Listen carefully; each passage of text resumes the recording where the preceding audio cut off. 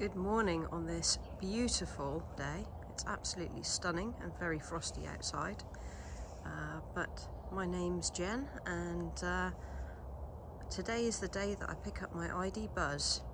This is my first YouTube video, so please bear with me for the terrible camera shots and stuttering voice probably.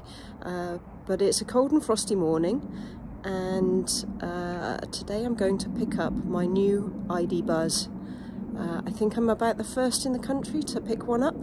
So the dealers got theirs on Wednesday, today's Friday, so mine's ready. And yeah, I'm going to pick that up later today. This is my current car, the e-Niro, which has been absolutely fantastic, no complaints at all. Really like it. I really like the facelift version that they've done. The only thing is it's a little bit too small for what we need. We had an MPV before and really liked the space, so that's why I wanted a Buzz. And I saw the Buzz back in 2018 on a video by the Fully Charged show, and wanted one since then. So I'm going to document over the next couple of weeks or maybe months my new ID Buzz and what living with it really is like. So this is the last trip in the e-Niro, and oh, I'm behind the dirtiest diesel truck you can imagine, belching out black smoke at the moment. Thanks very much, buddy. Choking on the fumes. I really like this car, and I think, you know, if you're in the market for an electric vehicle, definitely consider the e-Niro. You know, the first generation or the facelift version that's come out. The lane keep assist is really good. I had a Leaf before this, and that was also good on the lane keep assist. The Leaf also had 360 cameras, which I do miss in this, so I'm really interested to see how the Buzz compares to, you know, to the Leaf on the 360 cameras. Hopefully it's good as well.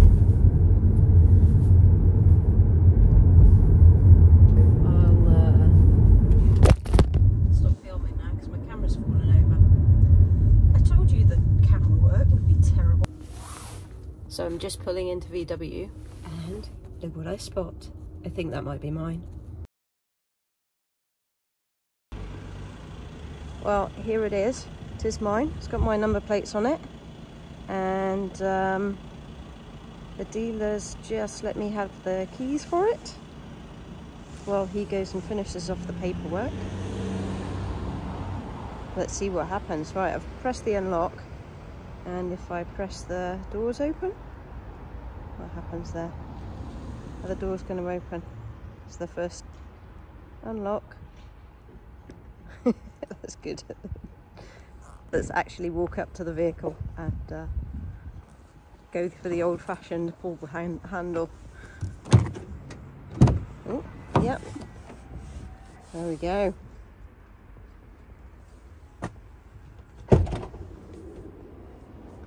Electric sliding doors. So yeah, it's all looking very shiny and new. The dealer's got it on charge for me, so I'll just jump in. Oh, the radio started.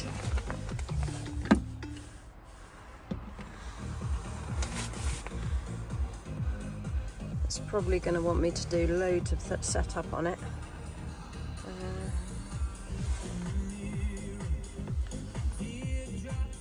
How do I stop the radio playing? Off? Yeah, that works.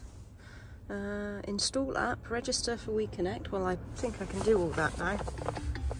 I already have WeConnect, which is VW's app. But obviously that's on my phone at the moment. I have that app because my husband's got an e-Golf. So it's the same app that the ID Buzz will use, but I'll probably go through that in detail later anyway. But it's all looking very nice.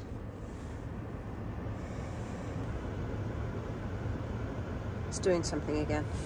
Oh, I can do this. I'm sure I can do this. Oh, don't you just love that? Look at that. That will be all shiny now. and only my fingerprint on it.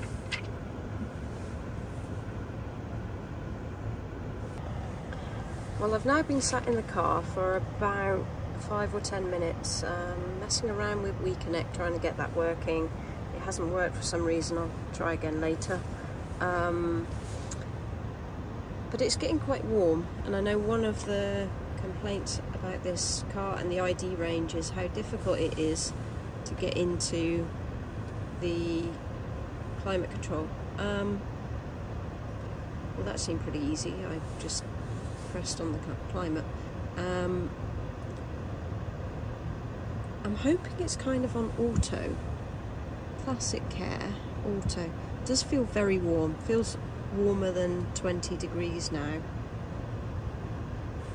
Weather, smart climate. I think I want it on smart climate, don't I? Eco, defog. I'll just... Well, that was easy. I just pressed on that button and then turned the fan down. But what I don't know is how we... There you go, auto. Sync, I want both of them synced.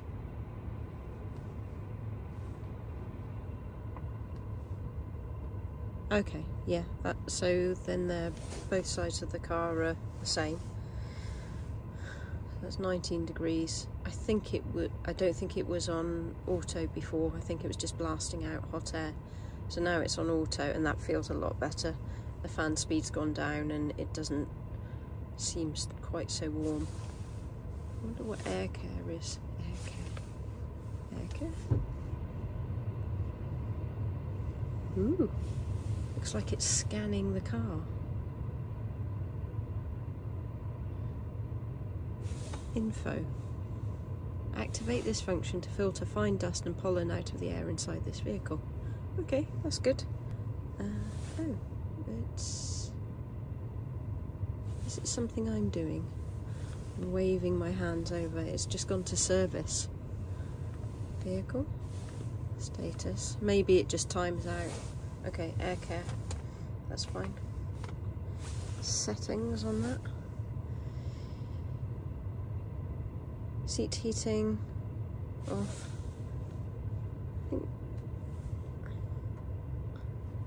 I think this I'm going to find annoying, because I would want to just like do my seat heating from the main display.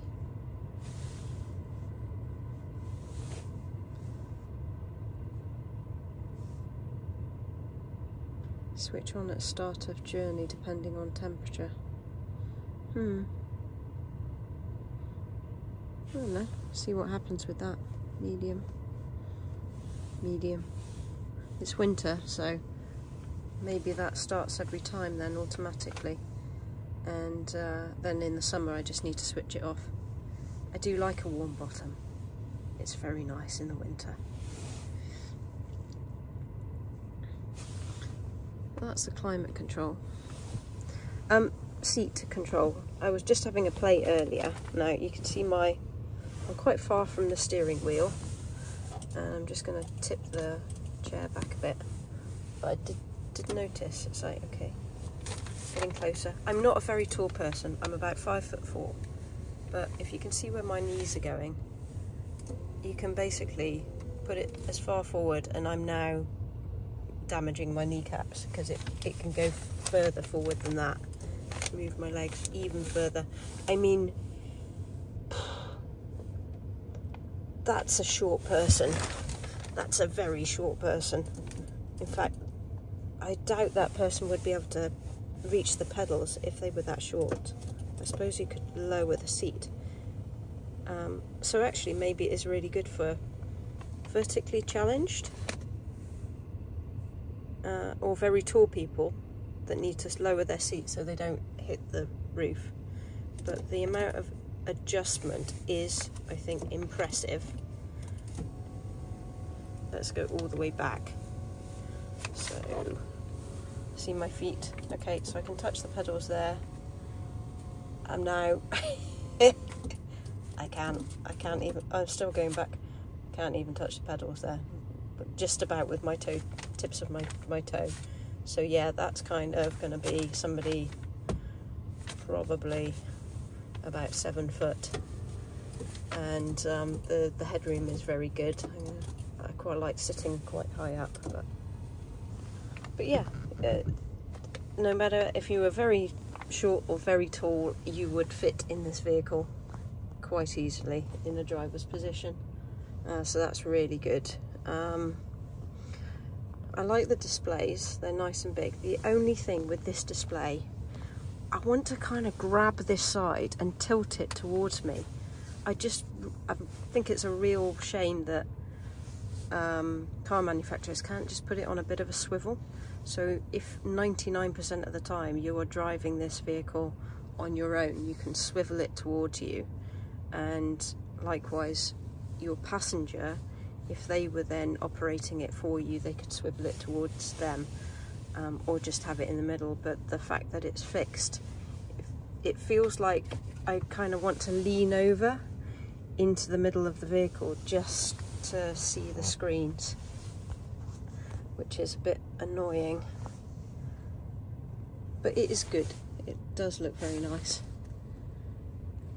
Obviously you can direct the blowers, long term, so that's all your efficiencies, distances travelled since charge, statuses, can look at the service. People have complained it's really difficult to get to things. I don't think, it seems pretty intuitive to me. Wipers in service position. I might have to ask about what that means. Or shall I try the wipers? Should we try the wipers? Let's give them a go. Ooh. Okay, that's different to the Nero. So wipers, I basically just put the indicators on. Oh, the wipers seem to work all right. Yeah, pretty good. Yeah, high, so off, auto, high and low. I'm going to leave that on auto, I think. And there's a little thing on top for the rear wipers, which are now going. I'm going to switch those off. And then, what do we have? That's basically the gear shift, which I won't touch because I'll drive off by mistake or reverse it into the wall, which would not be a good move. And then you've got your headlights. Oh, yes, haptic buttons. So front, well, it's on auto at the moment. That's front windscreen heating. If I wanted to, you can hear the fans now, so max aircon just to clear the windscreen. Switch that off. That's for the rear ones. Rear fog lights, front fog lights. Oh, that's just for, hang on, I'm trying to hit, that's the mode button. So that's a little bit annoying. I was trying to hit the mode button and I was actually hitting the front windscreen heating button by mistake underneath, just because my finger was over that. I see what they mean. But you can change the mode, auto. See, I've done it again. That's just lights on and side lights, just side lights. Let's leave it on auto and switch that off. Yeah, so that's a little annoying, isn't it?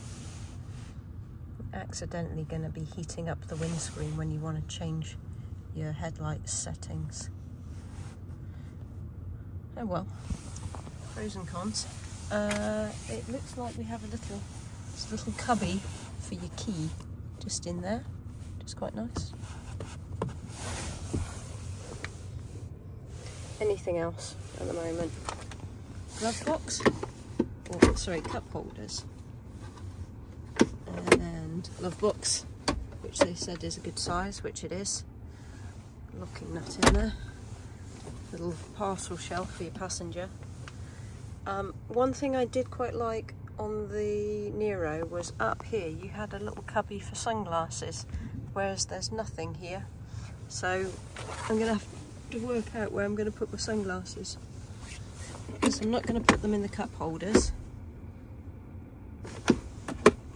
Where am I going to keep them?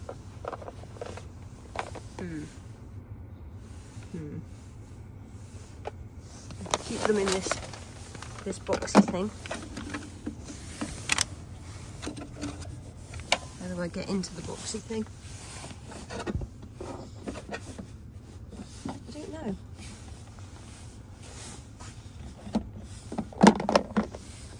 Not sure. There's supposed to be some way of getting into the bottom. I could be wrong.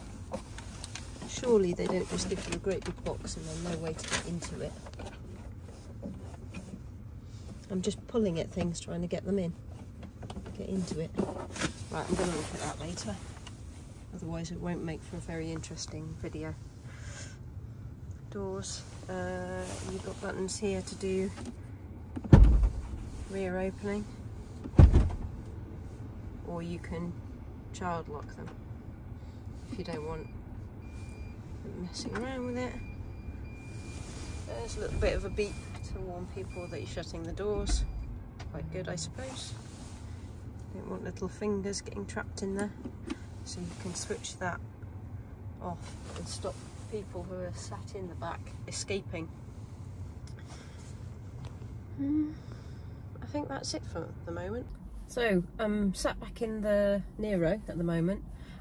Small snag with the financing at the moment. I decided to go for a different financing company rather than using VW Finance, because it was about 5% cheaper.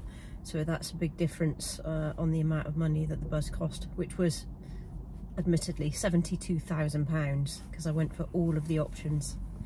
It's quite pricey, and I'm paying more on my repayments than I think some people are paying on their mortgages. But there we go. So I'm waiting for that finance to go through between the two companies. Both companies, Forza and VW, have been working really hard to get it all finalised this week after a few last minute changes. So just waiting for that. Hopefully that won't take more than another hour. And I'm just going to nip off and do some Christmas shopping while I'm waiting. So speak to you later. Well, this is disappointing. The finance isn't through. So I would have been the first person in Bristol to be driving one of these things, but unfortunately I won't be. I've got to pick it up next Friday when I'm back from my business trip to Austria, which is really bad timing. I could have picked it up on Monday, but I'm out of the country, so and that's another story that I might bore you with later. Bye. So here I am back home with the Nero, unfortunately, not a buzz. As I said, a bit disappointed that the financing didn't go through, but got to take the positives. At least I got to sit in the vehicle. It looked amazing, and everybody else, just anybody wandering through the car park at the van centre was staring at it.